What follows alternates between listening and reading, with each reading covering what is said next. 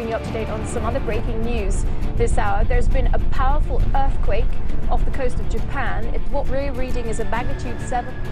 A 6.6 magnitude earthquake has struck China's southwestern Sichuan province. Scores of people have been killed and over 2,000 injured. The quake was felt in neighbouring provinces, causing people to flee buildings in search of safety. Media reports are quoting officials suggesting that hundreds may have been killed. A number of aftershocks followed, the strongest one just 5 minutes later and measuring 5.1. Authorities say 6,000 troops are heading to the area to assist rescue efforts. Most of the deaths happened in Lushan as buildings toppled, power lines fell and water supplies were severed. Villages were reportedly flattened in the magnitude 6.6 jolt. The force was so powerful it shook the earth at least 10 centimetres per second. Survivors say it rumbled on for a long, terrifying minute. Many people didn't have time to escape. Thousands of residents of the Argentine city of Santiago del Estero in the early hours of Sunday morning caught a glimpse of a suspected meteor that lit up the sky above the city. The event took place at about 3:20 a.m. local time. Argentine authorities believe the spectacular fireball was caused by a meteor entering the Earth's atmosphere and disintegrating. Some witnesses reported to local newspapers that they felt a slight tremor soon after seeing the meteorite. According to local media reports, police in the area were inundated with phone calls from frightened residents. The suspected meteor lighting up the sky. Residents say they initially got a fright, feeling a slight tremor soon after seeing the spectacular fireball. A very different kind of natural disaster, deadly flooding in the Midwest. There are states of emergency and disaster declarations in at least half a dozen states right now. Heavy rains have hammered the heartland all week. Many forced to evacuate their homes. In River Grove, Illinois, canoes replaced cars. Parts of Illinois saw a record 8 inches of rain on Thursday, completely submerging parts of Chicago. The worst flood in recorded history in parts of the Midwest, and at this hour they are bracing for more rain. Already so bad, this flooding, that people in western Michigan are seeing fish swimming by office windows, ducks as well.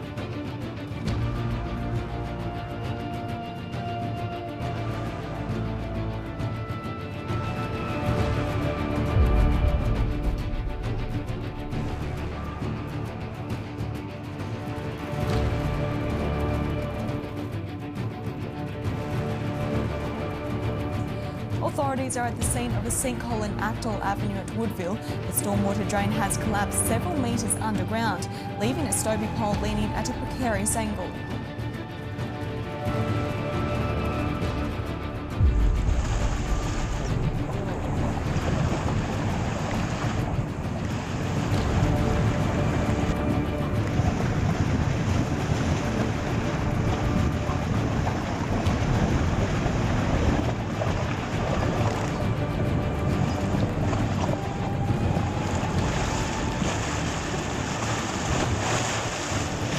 Driving from Elgin towards Lossiemouth, going home, and I noticed a massive big cloud in the sky.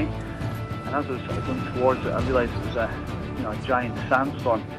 So as I got closer, the sand was just getting thicker and thicker, and it was down to pretty much zero visibility. It's nothing I've really seen in this area before. A pretty strong quake just off the coast. Now here's the border between Indonesia and Papua New Guinea. A 6.8 magnitude quake, which was only 7 kilometers in depth. This is extremely shallow. As for a Wolcott family, a meteorite, there it is, crashed right through their roof. Larry Beck said he thought it was just a rock dropped by a plane on Friday night. When scientists confirmed otherwise, the darkening really piqued my interest that this was something that came down through the atmosphere at a very rapid speed and was vaporizing on its outer shell.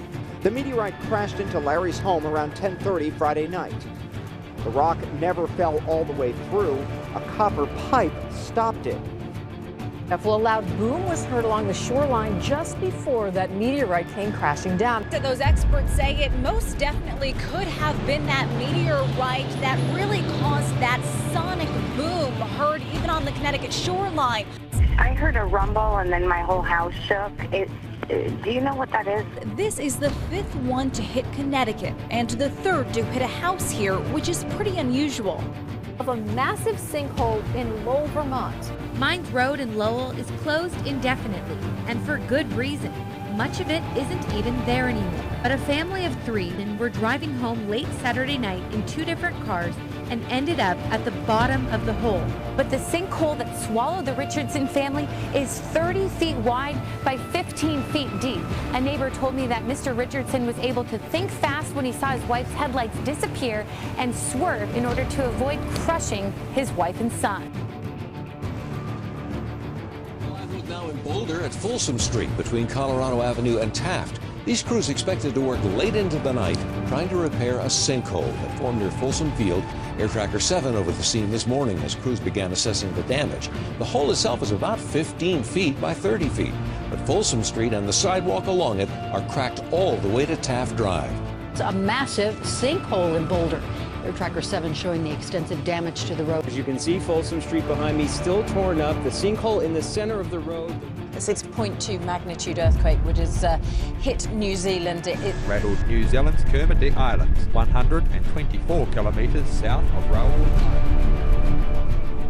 From Australia to Norway, Japan to the U.S., thousands of people have reported seeing unidentified flying objects. 1, 2, 3, 4, 5. And produced pictures they're convinced can prove it. Several hundred of the believers assembled a few blocks from the White House to present their findings, including a former Canadian defense minister. I say without equivocation, we are not alone in the cosmos. We have neighbors.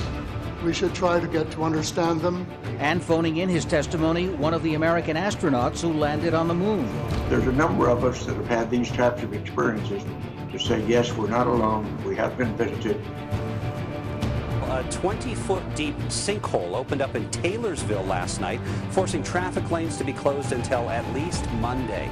Crews have been out there working to repair the hole. Traffic is being directed around the site while road crews work to fill the sinkhole.